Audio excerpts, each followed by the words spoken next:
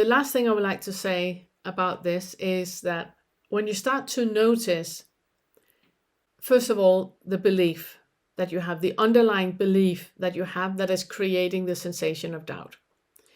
That's the first thing you need to be aware of. If you can't find out what that underlying belief is, and you can't figure out what that's about, then you can kind of like override it, because it's not that important that you do find out what it's about. You will find out later on if it's important.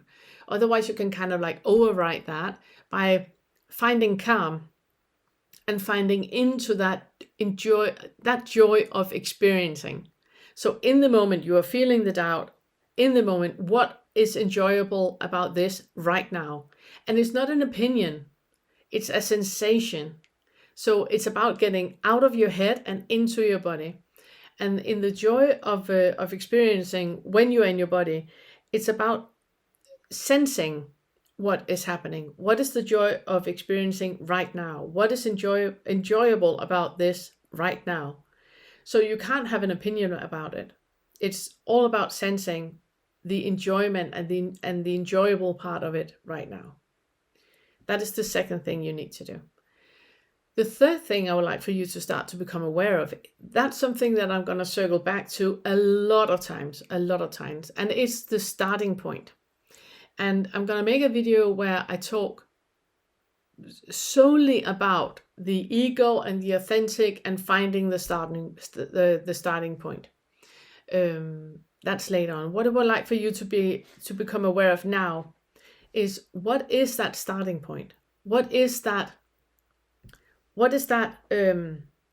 underlying belief that you have to anything? So if you are going shopping, what is the starting point in you? The starting point is about a lot of different expectations. It can be a lot of presumptions about yourself, about other people, about the shops, about the weather, about the car.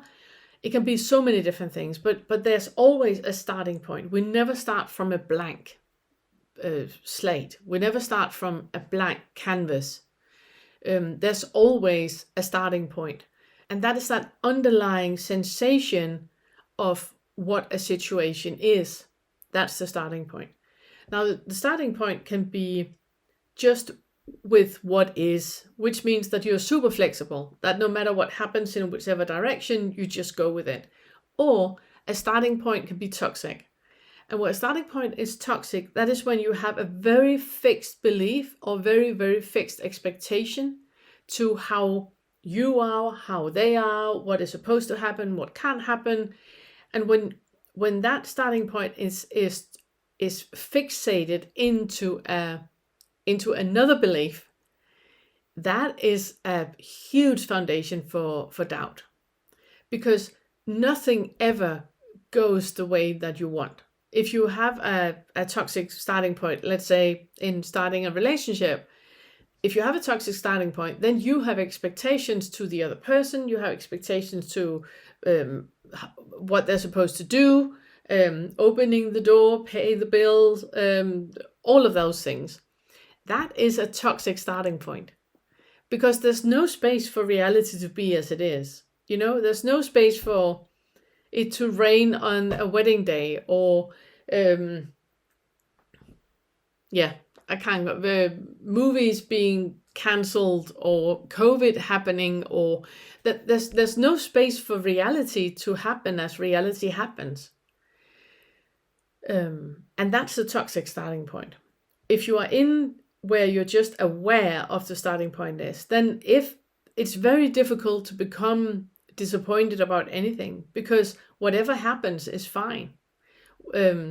You might have had an expectation about going out grocery shopping, and then the store is closed, and it's like, oh, I expected it to be open, it's not. Okay, and then that's it, sorted. There's not anything else in it. But the starting point is really important to become aware of when you work with doubt, because the majority of things you doubt has a toxic starting point. Really, really be aware of that.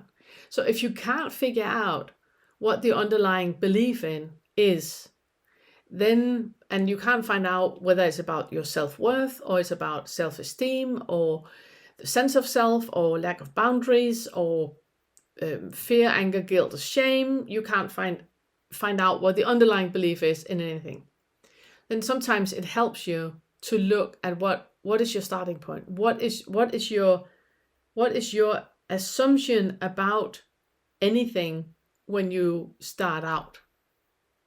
What value do you place on yourself and on the situation, on the day, on what is going to happen? Because that kind of gives you the angle of where your underlying belief is, what the underlying belief is about. And this is something you need to talk to somebody about. You need a guide, or you need to join a group, or you need to have a group of friends where you work with the Fetter work, where you use the different lessons. So you have somebody to talk about, and start to write down all the things that you have as underlying beliefs. And the underlying beliefs, that is like the things that you are so sure this is how it is. And yet you look out in the world and you see, it's not everybody that has that belief. So start to become aware of that. Yeah. I want to thank everyone that are showing your appreciation of the Awakening curriculum by buying me a cup of tea and becoming members of the YouTube channel. I truly appreciate that gesture. It means so much to me, and it also makes it possible to keep the channel and the homepage free from paid promotion and all that stuff. So thank you so much. And if you're new to the channel, then you find the full Awakening curriculum either on the YouTube channel or on my homepage, themore.uk. The Awakening curriculum is a free resource for you to use the Fetter work in resolving the effects of trauma and integrating insights of non-self and non-duality into your daily life and become awake.